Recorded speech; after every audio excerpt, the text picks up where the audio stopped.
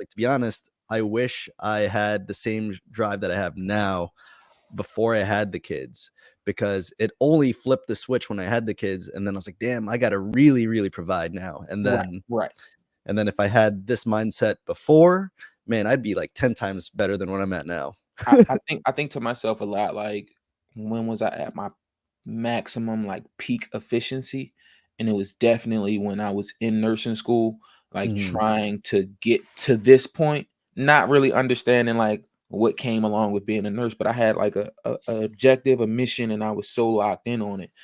After that, like, I feel like after I got out of college and I'm like, "Okay, I don't have to do school anymore," Yeah. like, it kinda just I fell into the rat race cycle. But now becoming an entrepreneur, it's like, damn, it's so hard to just be able to focus 100% on one thing and be able to Mhm. give that your all. Because like I said, I just kind of feel like I'm juggling 25% here, 25% Oh, here. dude. And then when you have to be 100% at work, and it's like, I'm giving these people 100% of my time and they have me undivided, but I can't even give the same amount to the things that are important to me, which is the ultimate goal of why I got to get out. Hey guys, Brian here, and welcome back to Direct Admission. And in today's video, our guest is Tyrin Tyson, also known as the Urban Nurse. I've been following him for 2 years now on YouTube. And in this podcast, we go over his humble beginnings all the way to becoming a nurse and now a financial planner and real estate investor. And if you want to hear a lot of real talk, this is the interview for you. So before we get into it, don't forget to like, comment, and subscribe, and let's go.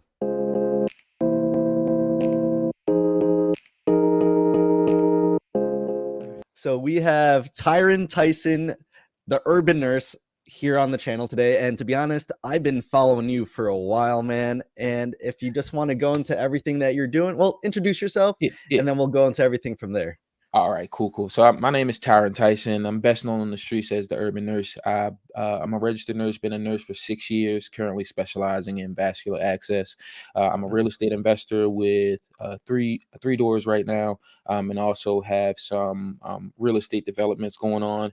And I'm also a licensed financial advisor working with healthcare professionals who invest in real estate. So really trying to bring everything together and help as many people as I can transition away from the bedside and at some point more into real estate full time, and then able to pick up, do PRN when they want to still stay within the field. But I'm really strong in having equity, having ownership Mhm. in what you do. And as nurses, we don't have any equity in the hospital. So it's creating some ownership outside so that you have that leverage and that financial freedom to say, okay, F it, I'm done. I want to do and live my life. So Yes, sir. yeah. And let's like unpack a lot of that from there, because like I said, I've been following you for a while. I think Mhm. even before you actually started making thumbnails for your YouTube. Oh, wow. That's Wow. like at least like at least 2 years. Yeah, it's crazy because a lot of people, I get that a lot. Like, I've been following you since I've been in nursing school. I've been following you, and it's when I'm down here in the basement just making content in front of the camera, that's not a level of complexity I really think about. Like, somebody's Mhm. gonna watch this, but then the people who are vested in the content that I've created over time, man, it means so much because it's like, okay, you weren't doing this for nothing. You just weren't, trying to create content, but I was actually resonating with people and, Mhm. people 100%, feeling what man. I'm saying, you know? And like I just before we get into like your whole backstory, but just to go into it, the reason why I started following you like 2 years ago, like I didn't really see other dudes out there, another nurse that's a guy out there Mhm. doing real estate and just talking about financial literacy and all that. And I was like, damn, this guy's pretty cool. And then Hey, I was like, appreciate and I that, just man. started following it from there. And Appreciate like that. and I think you also did like a lot of real talk where it's like nurse bullying and all that stuff Yeah, too. I yeah, yeah, remember yeah. I think that was the Early first one that early I on, saw. I was very nurse advocate, Mhm. but then once I kind of realized how the system works, how Mhm. that mindset and mentality shifts over the time of your career, and you kind of get Stockholm syndrome. And nurses, once they're in it long enough, it's really hard to motivate them to get out because that becomes their identity. So Mhm. early on, man, when I was that's the reason I created my platform itself, because when I was trying to become a nurse, there were Mhm. very few nurses that I saw that were, one, of my ethnicity, Mhm. two, of my gender preference. I Mhm. think that's how you say it, but you know the Yeah. pronouns and things. But and then there was nobody who was really speaking about their experiences. Everything was just kind of the aesthetic, the Mhm. travel nursing thing. So I'm like, listen, I want to come in and kind of add a different perspective and really Mhm. kind of tell people what's going on, because once I got in it, I'm like, dang, I think I kind of made a mistake. And then it was really help people avoid the same mistake Mhm. that I Yeah. made. So yeah. And then let's go into how you got into nursing, because I remember seeing also like an Instagram post that you were a housekeeper at first, and then you just climbed your way up. So can you Yeah. go into that a little bit? Yeah, of course. So after high school, man, I played high school ball, trying to chase my college football dream. I was never that good, so I went to junior college for a semester, played D3 ball for another semester, and I'm like, all right, there's no way there's ever going to be any elevation after this. So I'm like, let me go back home and try to figure out what's next. So my Mhm. grandmother, she was a nurse. She's been a nurse all my life, and she's like, listen, you know, you work hard, you're good with people, you can always put a smile on someone's face. You're like, you should definitely look into nursing, because there's this thing called being a travel nurse, and you can travel the world and make this money. I said, okay. So my first, that's when the plan started. So I said, what I'm going to do is I'm going to go work at one of the most known hospitals in my city, which is Johns Hopkins Hospital. Mhm. I've been blessed, and this is kind of also in the journey. Living in Baltimore, we have two world-renowned level one medical facilities, being the University of Maryland Shock Trauma and Johns Hopkins Hospital. So Johns Hopkins, both of them are in the dead center of the city, in the hood all around it. So it's like they have employed a lot of people from the surrounding community. So throughout high Mhm. school, I always used to hear about people working at Hopkins. So I said, let me just get my foot in the door, come in as environmental care. I was cleaning up ORs after procedures. I was cleaning up rooms, and I just call it, I was cleaning toilets all day.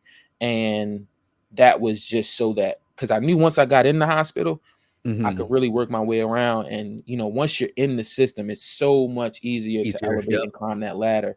So I became once I got into nursing school, after being accepted, I knew that, okay, I only need one semester of being a nurse to become a CNA without having to take any classes or things.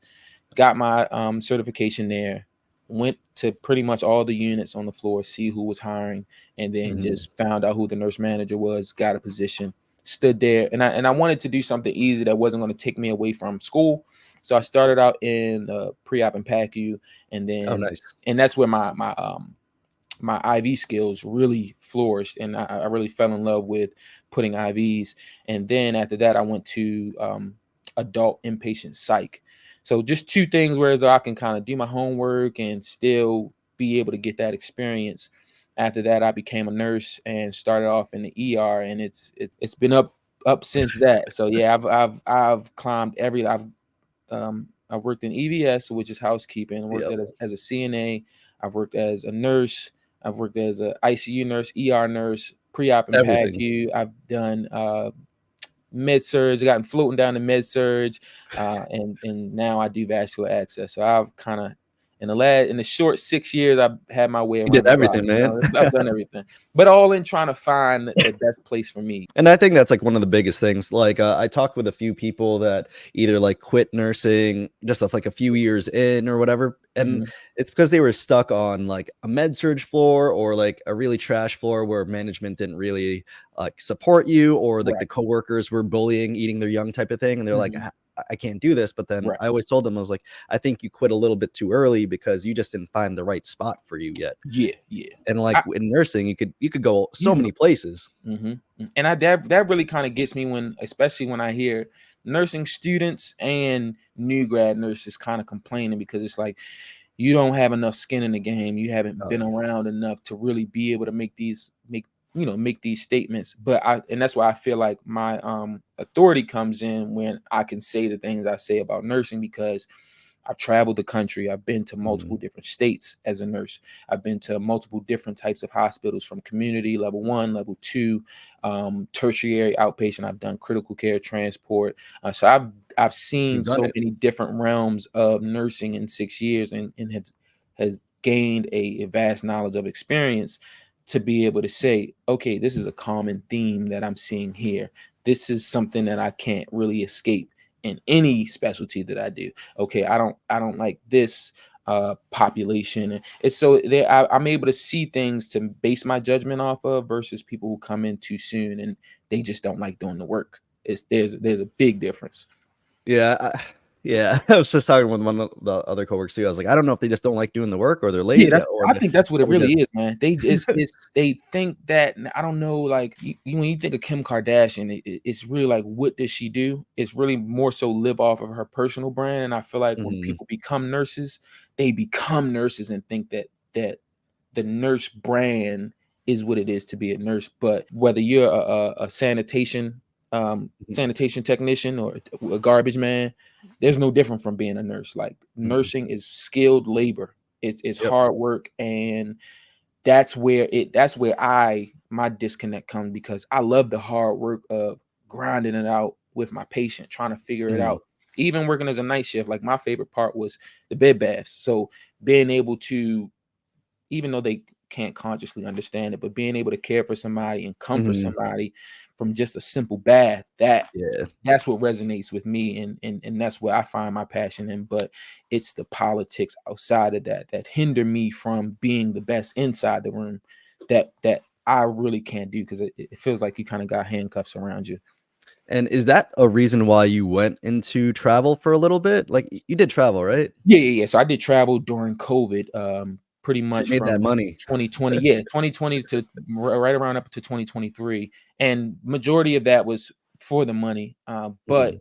the motivation behind it was knowing like I can't do this forever because I'm one of those people where my mind is constantly thinking. I'm Yeah, constantly in living in the future, which is a gift and a curse. yeah, But I'm able to see kind of thing. One, I saw COVID's not going to last too long, so this yeah. money's not going to be around. Then True. I saw I can't continue to deal with the aspects Moving of nursing that around. I'm dealing with. I can't do that for 40 years, bro. I'm only 29. I turned 30 in March, but let's just say we start off at 30. They Mhm. expect me to retire at 65. So you're telling me another 35 years Years. I have to put up with this.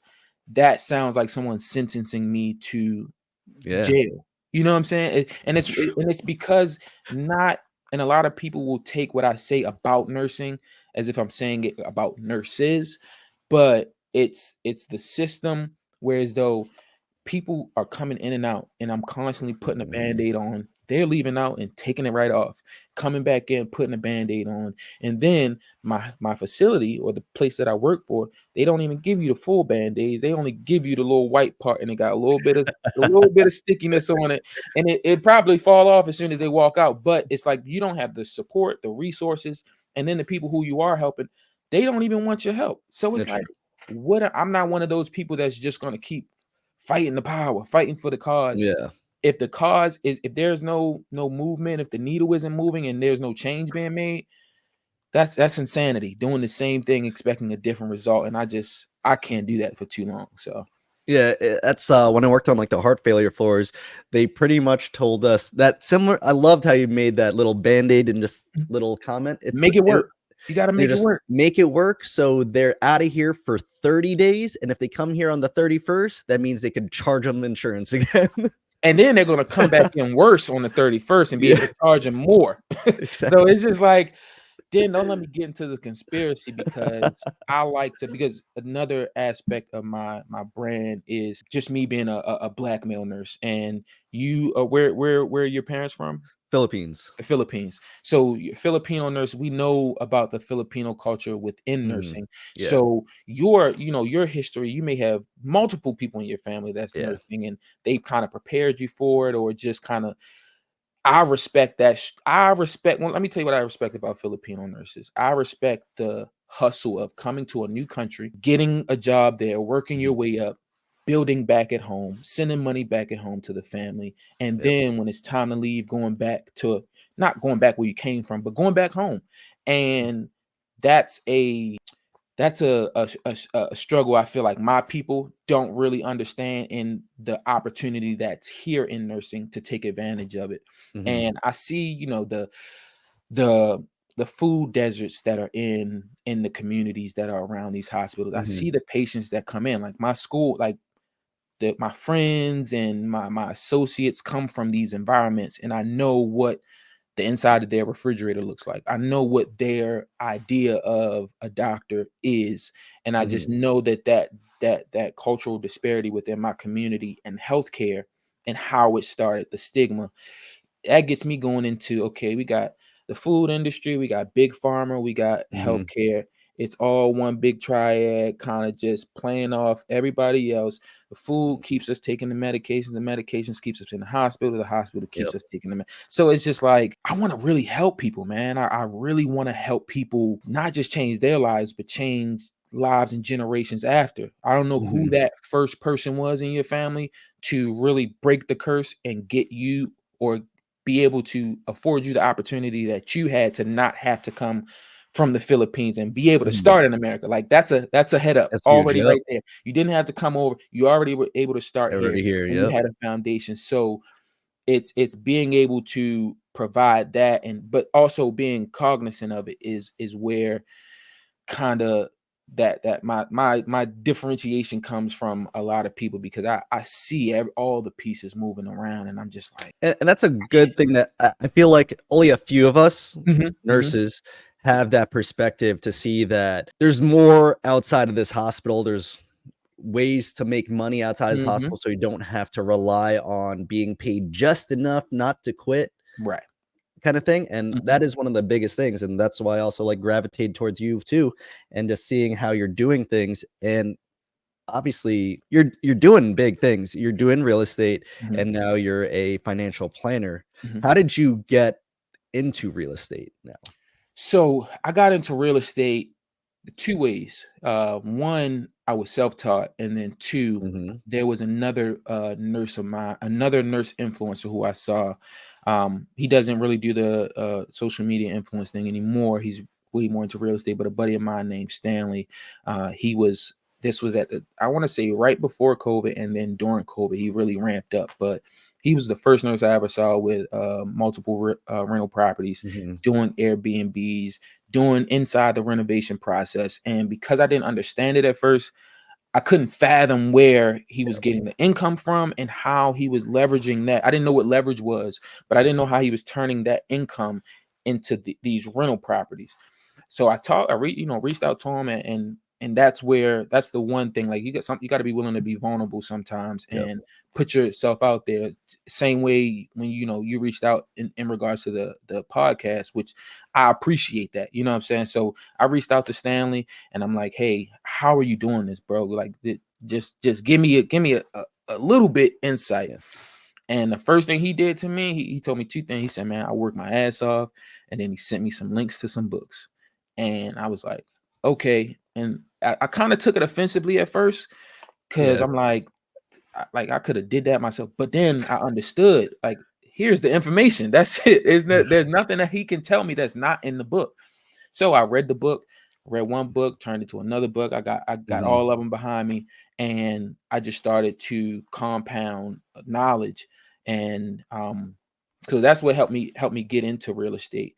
And then once I had that information, COVID happened, money was coming in. I was able to then apply the knowledge that I had learned and actually purchase my first two real estate properties in 2021, Right. but which then made me become a financial advisor, because okay, now I had the money, now I had the business, now I'm trying to create the infrastructure. I don't know how to make my money work for me and how to allocate it, what to do with it. So it was just like, I just felt like, all right, I got this property, I'm a real estate investor, now what? Because there's so much more, Mhm. especially from the financial side, that comes to being a real estate investor. So I was like, okay, let me learn the back end of the operations to really get what's going on. And that's really how things started. And once I figured out and how to put it all together, I really realized how much of a benefit real estate is to Mhm. healthcare professionals who have the flexibility to work as much as they can. Like, this can cut your career in half, essentially, Yep. because if you focus from beginning to end on building your portfolio, you can replace your income and then allowing you to, one, become a full-time real estate professional, get Yeah, tax benefits, it's and continue to grow your wealth and build that way. So once I kind of get into something, just like I did with nursing, I'm like, all right, nurse, CRNA, they get the. So I started to do that, but then I just switched it and did it with real estate, and wanted to figure out a way how I could monetize it without. I didn't want to be the real estate guru, but I know for me, within my journey, had I not had the financial foundation that I had, I would have failed. My first run at real estate would have been a ultimate failure, and I can't really say where I would have been today.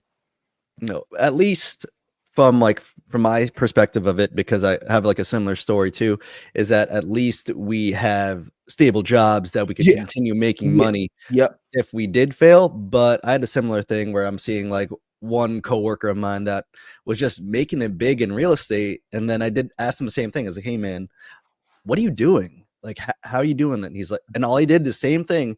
He took pictures of the books he's reading. He sent it to me, and then he sent me like a link to the Bigger Pockets podcast. And he's like, on your drives to work, on your free time, listen, Every minute, read. just go in, Yeah. And go he's in. like, once you have the mindset to do it, and you see the money that is available to you through overtime or just working, as long as you're paying your bills, he's like, take the leap, man. Like, uh, if you fail, you just sell it. Sell it for a Yeah, loss. At least you do yeah, something. At least you're trying it.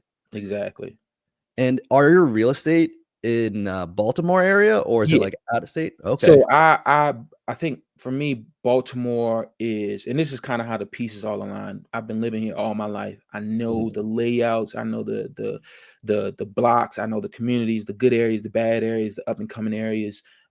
Just because this is where I live, and it's a rental market. Not a lot of people in Baltimore own own their mhm. homes. So, Section 8 is big here. And I'm just like, I want to be able to get to the property as soon as possible if I need to, if anything happens. Because I thought I was actually going to be more hands-on than I was. Mhm. And So you're so yeah, property managing? yeah, I'm actively managing both of my Oh, properties. Yeah. So but both of my properties are in the Baltimore City area, and they're really kind of on the same block with each other. Because I got them on auction at the same time. But yeah, that to answer your question, in Baltimore, and really maybe about 20 minutes from where I'm living at. oh, nice. So Yeah. because you're doing the property management, are you getting the tax benefit of a real estate professional? So no, because there's all I am is as a property manager. I'm still working full time, and there's a certain I believe there's a certain amount of hours, I think so, or yeah. yeah, certain amount of hours that you have to really be able to put in, and it has to be kind of like documented, in a same way they do our timekeeping. So I would have had to gotten a CPA early on to really do the bookkeeping to Yeah, prove that I'm a professional. But that's going to come more later on down the yeah. line. When I say manager, I use a tenant placement agency to kind of get my tenants. They're Mhm. Section 8, so they're really long term. And I'm calling a contractor, well, my handyman, if something comes up or if I need to go past the property. But I'm not really like, it's not really much need to be in the house, in the properties, if you have a kind of a good team, to be able to delegate to. And do you like, doing Section 8 type rentals? And if you don't mind, just for the audience, can you explain what Section 8 is? Yeah, so Section 8 is a government assistance agency that helps people who their income can't afford to pay where they live. And Section 8 will give them a certain percentage of their whatever their rent is. So if they don't have enough to pay any of it, they get 100% coverage of their rent. They get utilities assistance. And sometimes I believe it's above 30%. They cover like above up to 30% of something. But I like Section 8 because it's guaranteed income Mhm, at first of the month, every month, and that was the reason I got into it. But now that I'm in it, s common theme of my life, you think one thing, you get in it, you realize the other thing. There are a lot of hurdles within the Section 8 mhm, investment strategy. So with Section 8, you're getting, and people think Section 8, oh, somebody just gonna tear up my house and they not this, that. mhm, You can get a lot of good Section 8 tenants. It's just finding them. And they stay for a long time because mhm. Section 8, I call it a mindset. People who live on Section 8, their parents lived on Section 8, their grandparents lived on Section 8. It's really kind of a mentality, because it's hard to get out once you have the assistance of the government. Mhm. But you got to deal with people's mindset who, one, they don't pay bills the same way you pay bills. They Yeah. don't make money the same way you make money. Having to communicate with them and with a government agency and getting through that communication there's so many roadblocks versus communicating directly with a tenant, a private tenant. But I was just so fearful of not having rental income because of coming out of the financial situation I was in, where I'm covering three mortgages Yep. for 2 years, a year and a half straight. I'm trying to get somebody in there. I don't want to have to ever worry about paying another mortgage again. So that's why I was like, let me go the Section 8 route, especially because we were coming off of COVID, the rent moratorium that was Yeah. going on, and I was just like, I need to find something more secure. But I would say if you can find a good Section 8 tenant, Section 8 is great, but you got to put a lot more work in on the back end because of that middleman government Government, they had to aspect. make sure everything is up to Yeah, standard and yeah. all that. I mean, like 2 inspections, an inspection from the city, and then a Section 8 inspection. So I'll give you guys an example. I recently had a tenant put in an inspection request for a non-life threatening emergency. He was having some rodent issues, and they didn't start until he moved in. But he called to have them come out to inspect. They noticed rodent droppings. They failed me. I had to get an exterminator. They had to then come back out a second time. Now, exterminator fixed everything, didn't see any activity, but there was still some Droppings or something, not or droppings, but it looked like somebody was picking away at the weather stripping, the door stripping at the bottom. yeah. So it looked like a mouse was eating at it or something. All I had to do was get that replaced, but they failed me for that. After that second failure, they stopped my rent payments. So Oh, now, damn. yeah, so now I had to pay for them to come back out a third time just to verify, okay, that thing was fixed. And then they'll start my rent payment from the day that I got passed. So anytime in between, and this was just a learning process because Damn. I waited a month. I waited a month because I'm thinking they're coming on a 30-day schedule. Let me get that next 30-day schedule. I'm communicating with Section 8. Nobody's emailing me back. When I finally do get to someone, which is upper management, they tell me, "Oh yeah, well you've been in abatement since, let's just say, um, December 30th. It's now January 28th. You're not getting paid for those days because you didn't pass until today." But nobody even told me that. Nobody said anything to me. I've been reaching out for weeks. So what I had to do is I had to pull all my phone records. I had to pull all my emails and lay it out how from that day I got it fixed. I've been in communication to try to get in contact with someone, and I Mhm. couldn't. So that I had to prove that and be able to get my rents, my back Dang. rents back. Yeah, but it's just like so much of that. I got a tenant who's not paying her water bill, and she gets utility assistance. Section 8 is telling me, hey, that's not our job. You got to take her to court. Now I got to deal with her in court just for me to have to communicate with Section 8, whatever the verdict of that court was. And then they penalize her, take her voucher, and start the process over with somebody. So it's such a shitty system. Excuse my Mhm. language, but it's No, such you could a curse on bad here. system. Yeah, it's a system within that, which is why I understand how people stay in it and can't get out of it. But then when they're in it, they're also treated so poorly, which is why I get my sometimes they just may take advantage of the system Yeah. because it's like they don't care about me. What I need to care about them for. So it's a lot, and that's but I think that's what being a real estate investor, Mhm. period. When being a real estate investor, you're automatically going to become a landlord. I'm one of those people where if you're a new landlord, less than 4 properties, you should definitely be trying to actively manage them yourself to understand what you got to go Mhm. through. Because um, I've been to small claims court, I've been to rent court to figure out these things because you don't want to learn it when you Yeah. got to go through it. You know what I'm saying? So trying to delegate, and that's one thing that nursing teaches us. Oh, delegate, delegate, delegate.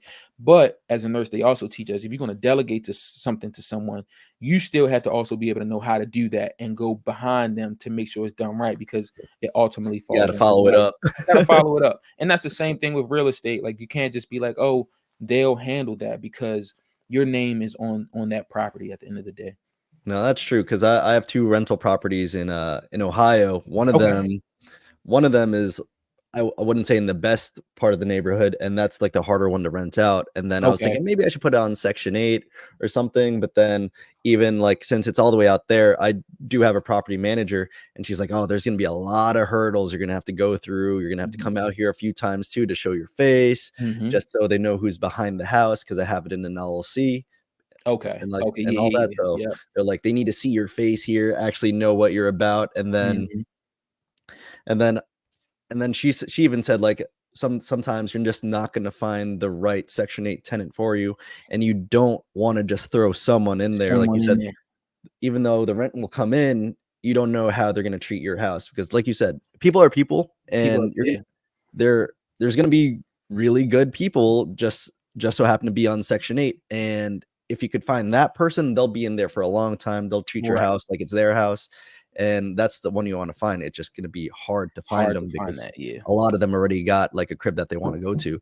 So, And then a eh lot of times with the Section 8 too, like, you get caught in this balance between people who get vouchers, they don't wanna live in the hood because it's free. They yeah. still wanna get a nice house just like you. So there are Mhm. people who have vouchers that are $2,200 a month, and they can get a nice house that's out in the suburbs, and that's Mhm. what they prefer. They want the updated things, the stainless steel appliances and all of that. So it's hard to even try to find good people when you have a standard unit, because if I'm going to be getting it for free and somebody else going to be paying Yeah. for it, I want the best of the best. That's Yeah. what that's Why what am I they're gonna live looking in the for. hood if I don't have to? Exactly, exactly. So it's really kind of up and down.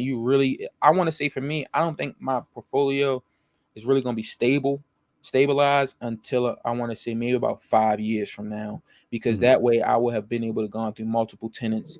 I will have been Mhm. able to really fine tune my lease and my leasing process, and then to just get everything together. I feel like you got to go through a couple bad people Oh, before yeah. you know who's good and who's bullshitting you, and things like that. Yeah, that was one of the big things too is, my lease agreement, when I was showing it to my property manager, she's like, "Oh, usually it's only, like, 1 page long," and I had, like, a 5 pager, and I was like, "No, I need to make sure everything's covered on this." Everything. I A was like lease is like I mean, it is a contract, but it's like that's the only protection that you mhm, have when it comes to court. I haven't gone like fully through the court process, but in court, they don't care how you feel. They don't care who you are, how you look. They going by the book and what's on paper. And if you don't got it on paper, you're not protected. yeah, and that was my problem with that, the first property I was just telling you about is that I wrote it maybe a little bit wrong, like, you have 5 days to from the 1st, I Mhm. guess, to the 5th to pay me, the full rent, so usually this one tenant just keeps paying me on the 6th, and I was like, "No, that's not a part of it." Like, "Oh, it's if you read it like this, Mhm. then I'm gonna keep paying you on the 6th." But now when I get a new tenant in there after they leave, I'm gonna make sure it's, like, only on the 1st, and then if it goes past the 5th day of the Yeah, month, then you you start have to getting have, like, a penalties. fee. Yeah, Yeah, yeah. exactly. I was like, "Dang, these guys really know how to read, like, they They really read know the this." system. They know and that's the thing, like, you come in as a real estate investor, but then when you be that and that's the thing people miss out on. Getting the property, going through the analysis process and trying to find that's the real estate investing. Then Yep. you become a landlord and Yeah. you have to become a business owner, because this person, if given the opportunity, will take advantage of Oh, you 100%. and do the exact same thing like you're just saying, where it's just really semantics in how you want to read it. Mhm. But it's like, why would if you can pay it on the 6th, you're choosing to pay it on the Yeah, 6th. on the You could 6th. probably Yep. pay it on the 5th. And now, and where I have to learn and grow as a business person is not taking it personal, because Mhm. it's like, now you playing with me, man. Come on. Like, you know what I'm saying? Stop playing with me and my money. That's just so it's hard. That's why I I'm gotta make still sure paying my mortgage on I'm the still 1st. paying my mortgage and I'm paying yours, and you want to be playing around about one day. For real. It's things And it like that make me want to say, you know what? Let's just terminate the lease, because you just I can't deal with that. That's true, like what you just said, like, when you're a real estate investor, and then now you're picking up another hat of the landlord, and, like, originally, when I first started getting into it, I was like, "Okay, I'm a real estate investor now. everything's under that one umbrella. I got this. I figured it out. I did all my numbers. They're working. I'm cash flowing a little bit. But then once that landlord stuff happens, once the things start breaking and you're on the phone with whoever you got to call, you're like, damn, this Mhm. is a lot of work. Lot And of work. then like I still do my bookkeeping myself with like Okay. Excel sheet for P&Ls, and like that stuff takes up time too, just like Yeah. getting all the receipts in, You using Excel, emailing to man? it was like You something got to my listen. I know a real estate financial advisor who's got some free resources. I'll check. Stessa, man. Check into Stessa. Stessa's a That's great app. It's assets spelled backwards, and that's what I use as far as my entire bookkeeping and profit loss, expenses, and things like Mhm. that. It'll put it all together and it'll connect to your cards when you are spending, and then during tax time, it'll just spit everything out to you that you need. So just to I'll check save that some, out. little, Yeah. just check it out. I'll definitely check that out. So now that you got the real estate, and then now you is this your own company, the Opulent Yeah, Ascension? yeah, So yep. can you go into that? Tell us Yeah, about yeah. that. So initially starting out, man, you guys, you may be familiar with like Primerica, Mhm, WFG, these multi-level marketing insurance brokerages. So I got into that the first year because I've always had a financial advisor. Like I've always been very meticulous and anal about my money and mhm, managing it. But then when it came to the investing, the savings, I wanted to kind of put that off to someone else. And working with him, he was with Primerica. I didn't understand fees prior to, like, when it comes, not fees of an advisor, but actual fees of buying into a mutual fund, an index fund, and the okay. expense ratios and things of that nature. So I'm like, okay, I'm not understanding that. But once I started to want to become an advisor, I reached out to him, and I had taken my securities entrance exam. And when you take that exam, that's just so that you have the foundational knowledge. That's like the T's essentially, or the S. I Mhm. mean the T's, or the, I forgot the other, HESI. That's yeah, yeah. And once I took that, it kind of opened my world up to the financial services space. And I'm like, okay, there are different types of financial advisors. So this guy is a broker dealer. This guy is a financial planner. This guy is an insurance broker. So a lot of specialties can really fit under the financial advisor name. Just like if you say nurse, you got ICU nurse, you got ER nurse, you got so many different Yep. titles and specialties, but that same thing comes with a financial advisor. So once I started to learn that, I'm like, hold on. So they make me get my SIE, then I had to get my life insurance license. Then they were going to make me take another test, which was my Series 7, which would have allowed me Yeah. to um sell securities products. So once I'm understanding that, I'm like, it's not making sense. And when I knew that I had the leverage as far as my platform, I had an audience, I had a niche already. I wouldn't have to get leads from anyone else. Yep. Then he told me what the profit share was as far as breakdown. And I'm like, okay, I'm coming in working under you, but you working under some other guy you just made me have a meeting with. He's getting this percentage, you're getting this percentage, and I'm getting the lowest percentage, but I'm doing all the work. How does Work. that work Yep. out?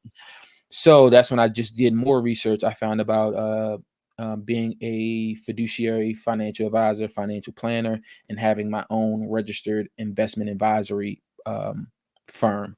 And that was that was a 2-year process as far as getting the licenses, getting registered with the state of Maryland and the Mhm. Attorney General Securities Division, getting registered through FINRA, and really, like, I kind of look at myself. I'm the same as a Edward Jones, a Charles Schwab, a Fidelity, but Mhm. I'm an independent artist, and I'm all independent within myself. So I still have all those capabilities and can do those things. So I was like, I need something where it's like I'm building equity. I'm not trying to go from one job to Mhm. then working for somebody else. I want something to where, as though, I can choose who I want to work with. I can work with them the way I want to work with them. And then it's a long-term relationship. So that's why I went the route of really vertically integrating and building from the ground up to in the business I have now, versus like, all right, I'm just going to make a complete career switch.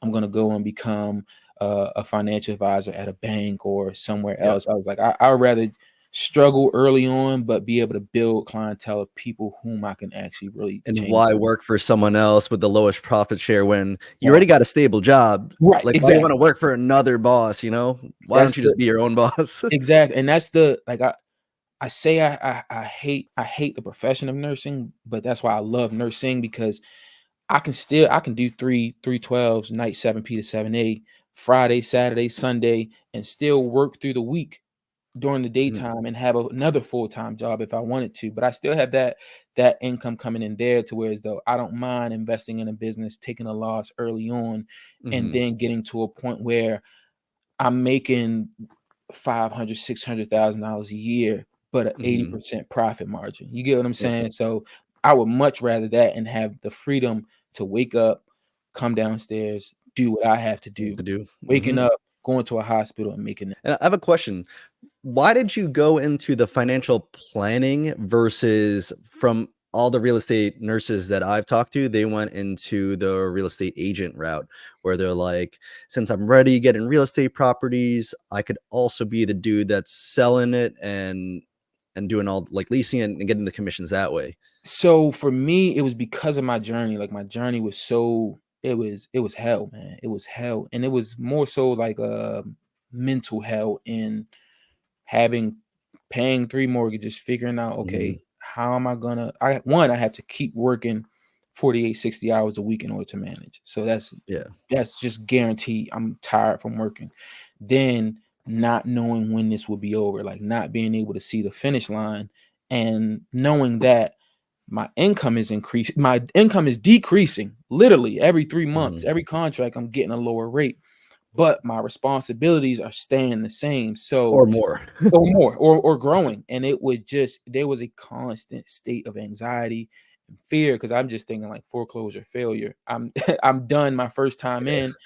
My regrets and just being mad at myself for getting two at the same time. Now COVID is changing the landscape of the world, and it's a completely different world than it was when I bought the Mhm. properties as far as the real estate market. So I can't get out, and it's just like I felt stuck and I felt like there was nowhere I could go. So I went the Mhm. planning route because I wasn't trying to sell real estate. I'm not trying to become that real estate Hey, guy. Like guru. that's Yeah. not what I'm trying to do. I'm trying to be a real estate a powerful real estate investor. So I was just like, I don't want to sell real estate. I don't want to have to deal with like the commissions process and the up and down because that becoming a real estate agent was good when the housing market is good, but when the Mhm. housing market is bad, It's then what true. you doing? Yeah, what So I was yeah, so I'm like, I would rather help prepare people to become investors. I'd rather help people who are investors become efficient investors and help them streamline their process to remove that, to create that peace of mind and remove that fear and anxiety that is just kind of looming over our heads all the time, and really help them figure out, okay, how am I going to leverage this, what I have, the resources I have to get me out of healthcare earlier than I would have. So that's what really made me because I'm like me is I'm a planner. Like I'm breaking everything down. I need to be able to see everything. I need to be able to know the direction I'm going. I don't just Mhm. living off of hope and a dream. Like a dream needs a plan because if with a dream without a plan is merely just a wish. You know what I'm Just saying? wish. So Yep. I'm just like I need to help people create a plan because there's going to be somebody who is there's gonna be a lot of people who go through what I went through, but guess what? They not gonna be able to get out. They not gonna be able to manage. They not gonna It's be able true. to learn from it and see, okay, where's the lesson in this? What am I supposed to grow and take from this? They're gonna fold. So I want to be able to help people not fold, or if they in it, and so that they don't fold, let them know, hey, you got me. I'm right here with you. It's okay. I've been through it. I've seen what you're going through. And I just wish I had that in my ear because man, it's been times where I'm months on the couch just Mhm. because I don't feel worthy enough of sleeping in my bed. You know what I'm saying? It's been months where, I'm just randomly crying, man, because it's like I wanted this so bad. I worked so hard for this and I fucked up the first time. And now I'm Mhm. gotta be a nurse forever. Like I Oh, I get emotional just thinking about it because I'm like, I almost fucked up so bad and would have really had to start over. And that just extends my timeline of being a nurse. yep. And that would have been the failure to me. So to be able to just getting the confidence to get started is hard enough. So now Mhm.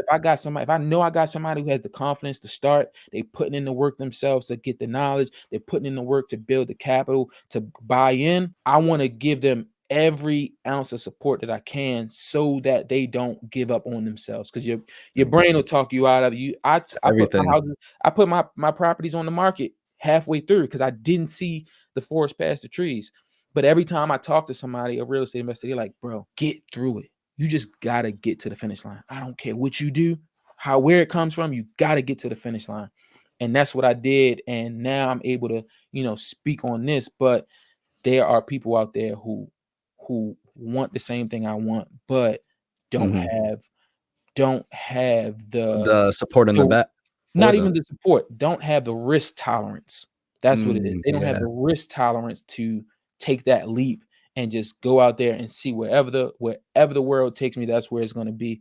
They need really that push and then that handhold along the way. So, also regarding the financial advisor role that you now have, seeing social media and how everyone is like got like some sort of regular financial coach and totally different things, financial advisor versus financial coach. Mhm. Why did you go with the harder route technically? The more, yeah, like why did you go the harder route?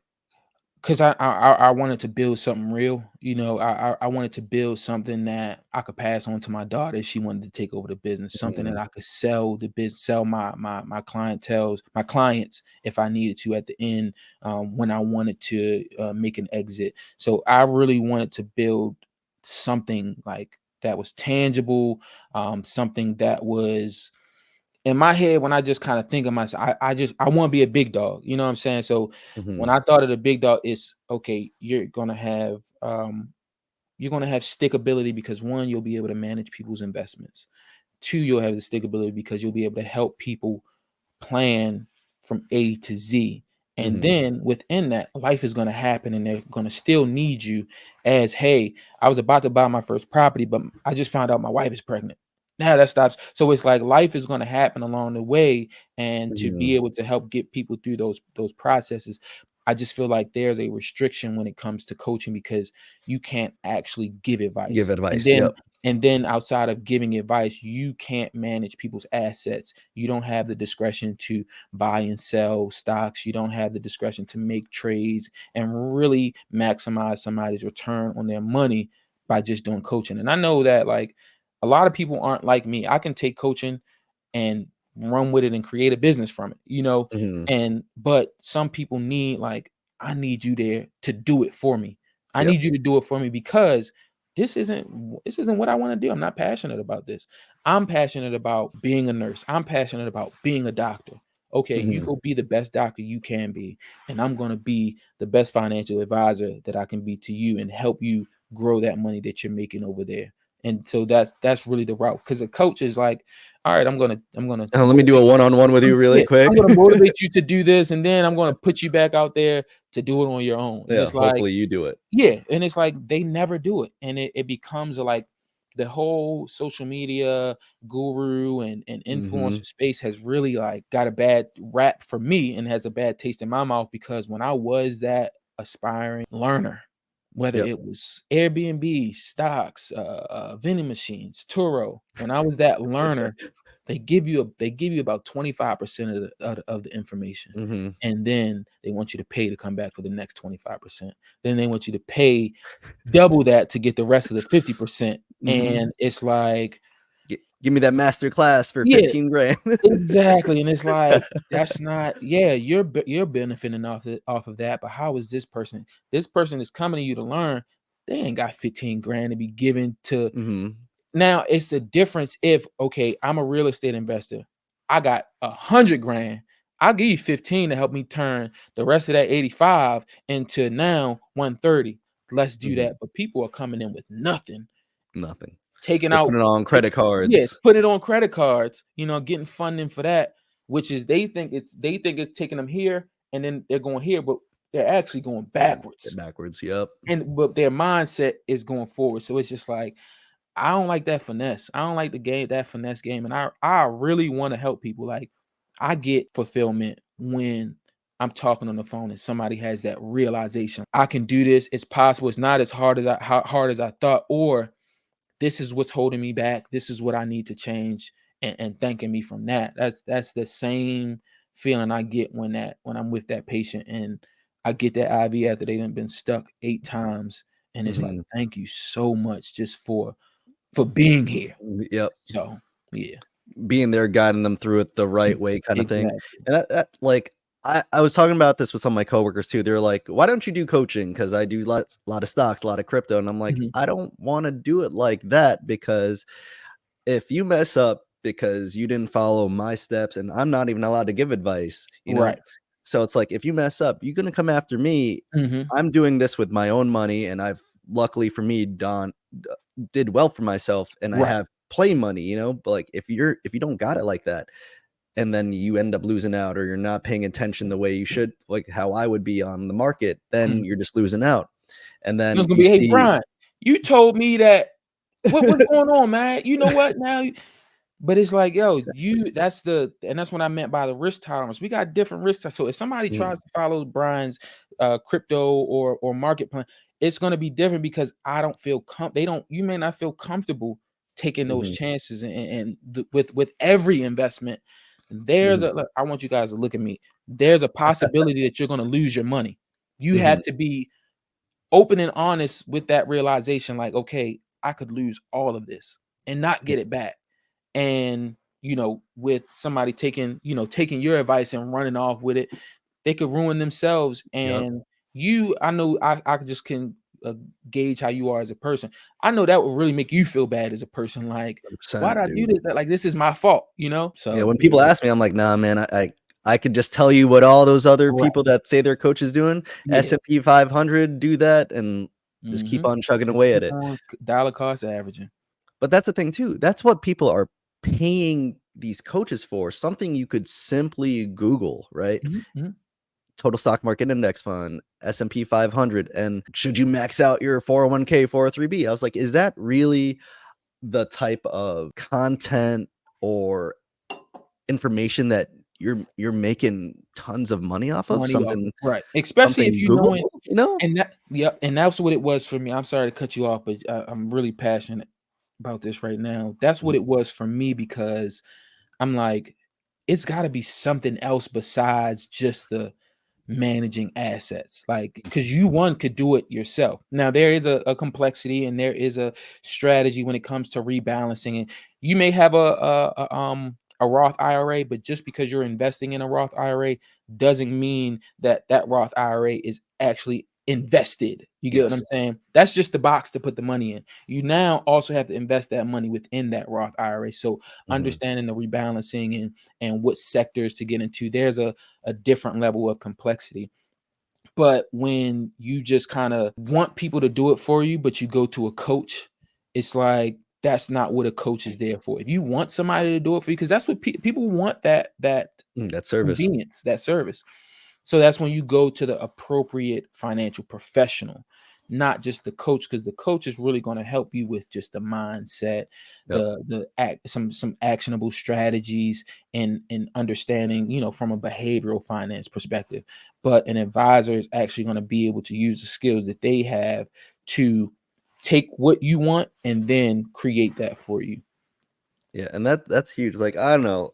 I think we see the same on that because Mhm, I see a lot of nurses or anyone out there just like they're trying to be that coaching guru of but they're all just repeating the same information over and over again and it's not anything special mhm, because it's literally still telling the person you gotta work 30 years to get to become that millionaire, that 401k, 403b millionaire or that Roth IRA millionaire. Like, mhm. you're like, yeah, you'll be better off 30, Right. 35 years from now, but it's also not getting you to where you wanna be by the time you're 45, so you could Mhm. actually enjoy those prime years so you don't have to be a nurse for the 35 years that we were talking about.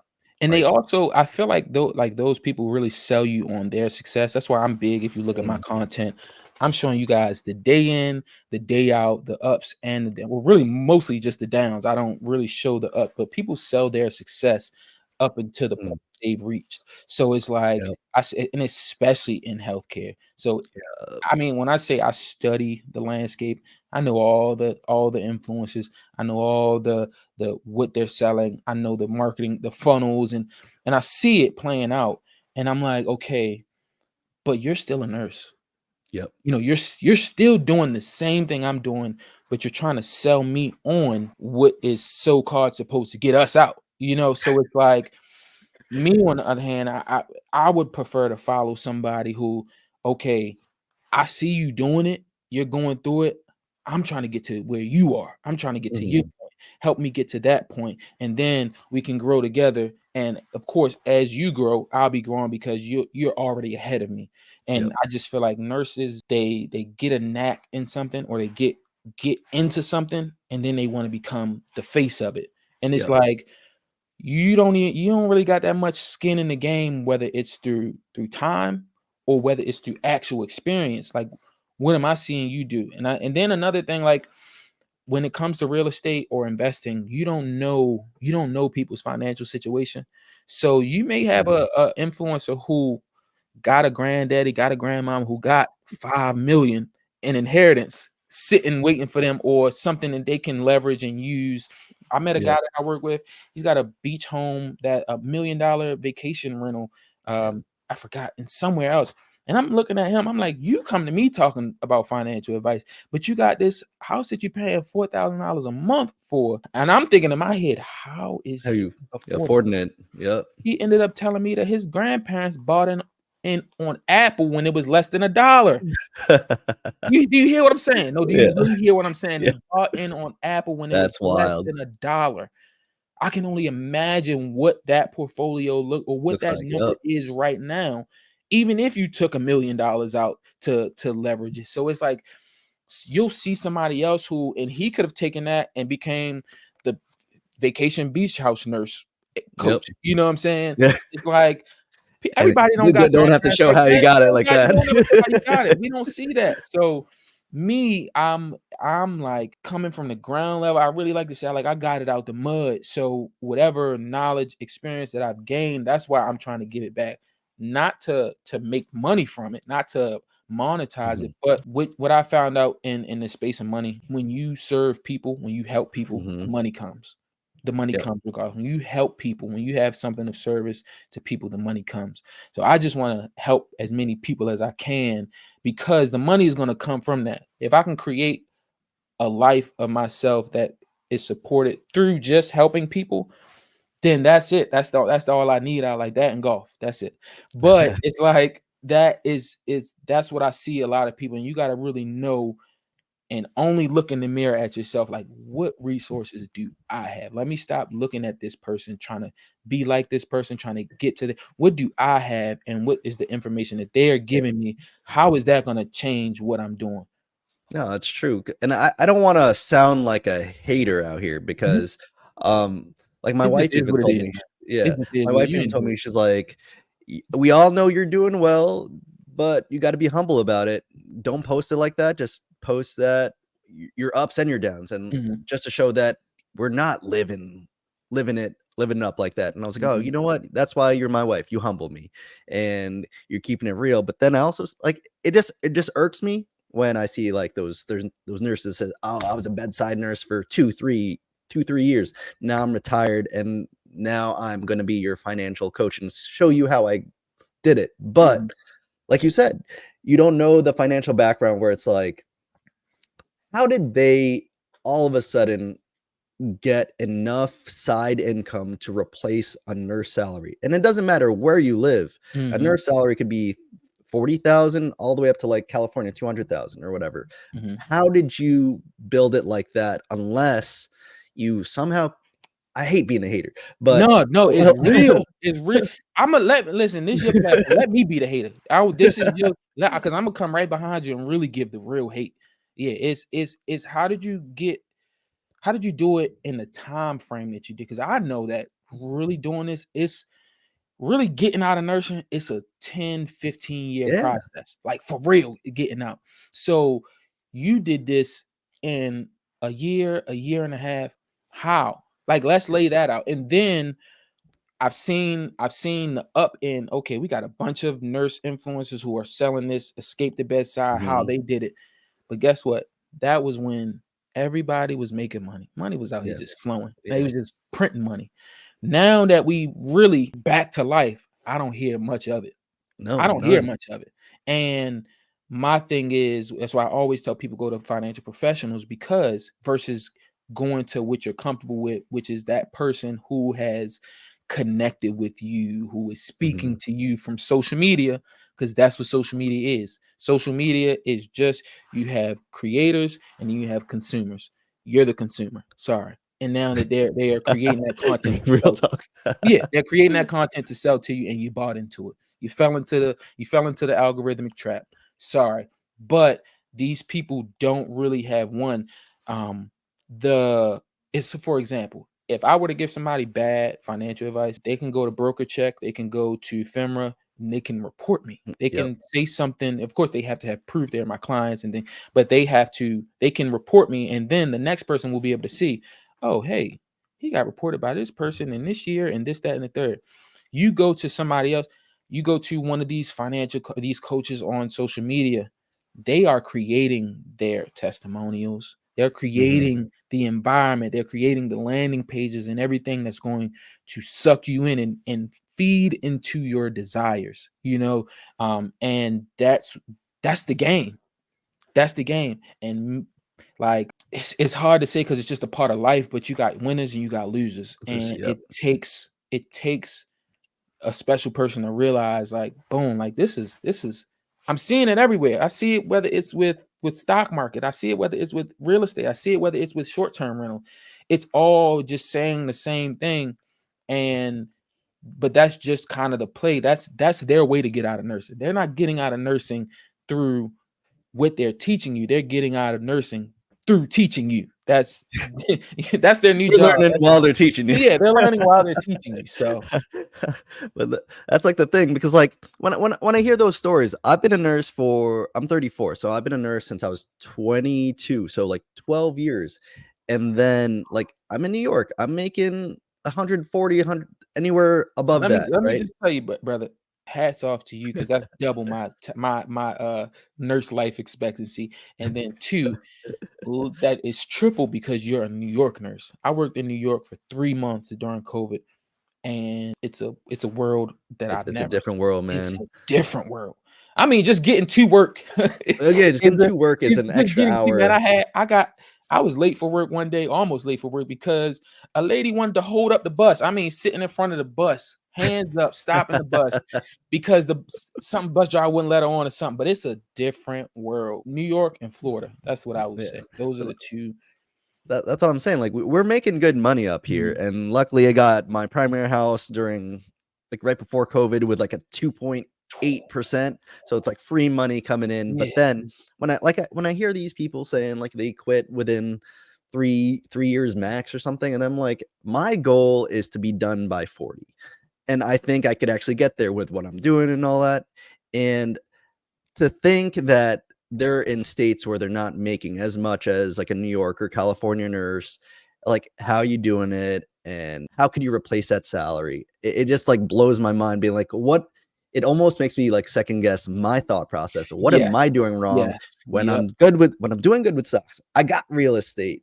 I have my 401k, my 403b, my Roth IRA. I'm doing it. And then I'm hearing all these other people being like, somehow selling a course, like, and then it starts getting at my head being like, "Should I be selling a course? Like, what the hell's going on here?" Well, listen, let me just say, because you are not alone, and to speak to the viewers out there that are watching, that's why having a financial plan is so important, because there's Mm, so many distractions out here that will make you think like your strategy isn't the best way, because it's mhm, something else is working for somebody else. But your strategy is your strategy for you, like that. Like you just said, you is to get out by 40. That's your timeline, mhm, everything. And then you got to do everything that you need to do to get that for you. Everything else, the outside noise, and people fall off and set themselves back because they try to push that timeline and decrease mhm, that timeline because somebody else did it in a faster way. So, man, it's really just about what works for you, and staying focused, like, on your plan, because life gonna throw its wrenches in there yep, enough. And that's the curse of social media, because it's so available and in your face, and you can see what everybody is doing on their Yep. highlight reel, and Yeah. it'll really mess your mind up. It'll really mess your mind up. But that's when you gotta go back to the plan or call your advisor, have that talk, and for them to say, "Hey, Brian, when we first talked, you told me 2.5. You said 20,000 a month in income. You said out by 40. So what does that have to do with anything that you bringing me right now? Yep. What is what they got doing have to do with these 3 points?" Then you're The gonna be like, you right. "All right, you're right. I'm tripping. I'm tripping. Let me get back." You know what I'm saying? So that's what needs to be done so you can stay on that plan because man, whether it's you going through it and something going on in your real estate and you like, I don't see how I'm gonna get that $20,000 in income if this property keeps being vacant. I can't get anybody in there, or I can't do this. Somebody else is saying, "Oh, I shouldn't do a long term. I shouldn't do section. I should do this." It's you got to pick what's for you, and then you really got to stick to that for 10 Yep. years at least. Yep. 10 years at least, and we got to start like nurses. I don't know where it comes from, but we got to start thinking long term in decades. Like, okay, I'm gonna invest in real estate. I'm gonna build this portfolio for 10 years, and then I'm gonna self-assess, Yep. analyze, see where I'm at, see where my life is at. Because the goals Yep. that you set at 25 25. are Yep. not the same goals you have right now. You know what I'm saying? So now we got to adjust, readjust, add new goals that are appropriate, that are fitting for our legacy, our kids now. Because at Yep. first you wanted to be you living the life of the rich and famous for yourself. Now you Yep. got daughters that you want to go to school, for free or not Yep. have to pay anything. You got at some point, I'm sorry, brother, and it's me too, but you're gonna have weddings to pay for because we're Yep. the father, and you know what I'm Yep. saying, that type of stuff. So you got responsibilities that life is gonna come in, and it's not gonna have anything to do with Brian and what Brian wants. Yep. But that's why we're making the sacrifices now for what we want, so that later on, when it's still not about what we want, we have the necessary resources. At least we got it. We Like, got it. At least you got it now. At least you got it. You know what I'm saying? So yeah, that's man, Tyron, this was a lot of fun. I know we're hitting up more than I could talk with you all day. I feel. we really listen. We might have to do a part two, bro, because Yeah, this I think is we should. it's gonna be that it's gonna a great episode. I think anybody who's watching is gonna fall into the conversation just like we did, man. Because I wasn't even paying attention to the time. So this Man, was great. I would love to do a shift with you, man. We probably we probably had a a lot lot of of fun on talking. it. So, if anyone wants to find out about you, how could they find you, man? If anybody's trying to get in contact with me, you can find me on my primary platforms are Instagram and YouTube at the Urban Nurse. I also have a private Facebook community for healthcare workers who invest in real estate and primarily are landlords, which is called the Healthcare Landlords Network. Just a place where people come, hold each other accountable, motivate, share each other's experiences, and everybody kind of growing together, working on their way to get out. Mhm. Or you could email me. I mean, I have a link tree in any of my bios, and you can get in contact with me that way. And if anyone wants to become as financially successful as you, man, what Listen, advice can you give them? if anybody wants to become as successfully as me, and I don't think I'm that successful. I'm still struggling trying to get it, but I will say it's all about mindset and your mentality. Like I'm a Kobe Bryant fan, and it's about the Mamba mentality. Kobe Bryant is one of the greatest athletes that has ever crossed this planet, and it's not because of his physical attributes, but it's because of his mental attributes. And for 20 years, from the age of 18 until he retired, his Mhm. sole focus was basketball and every single aspect of basketball. I mean, in the way that the ball bounced on this side of the court versus that. So really your mindset and your mentality to become the best person you can be. I always talk about maximizing your efficiency as a person. So becoming the most efficient person you can be because of your mindset, your mentality, which then transitions into your daily habits, which then helps you get to those goals and objectives you have set for yourself. Man, that was great, dude. And man, Tyron, I really appreciate you hanging out with me. This will be airing in about 2 weeks. Okay. Uh, Okay. I appreciate you, bro. No. Thank you for reaching out, bro. It's you don't know how many relationships I've built and grown just from somebody doing what I do. You know what I'm saying? And that vulnerable tactic as far as just taking a chance, reaching out. I've gotten jobs like that. I've built Mhm. friendships like that. But that's what really life is. We've gotten too mixed up into this social media. Mhm. But making connections and building networks just organically, that's what I'm here for, man. So I thank Yep. you for reaching out and thinking that I'm important enough to have Hey, me on your man. platform, man. Heck yeah. And then if I ever go down to that DMV area, since I got some friends that just did travel contracts down there, I'll hit you Nope. up. Hey, hit me up, man. I'll show you around. I'll show you around. All right, later, man. All right, man. You have a good one, brother. You too. Bye.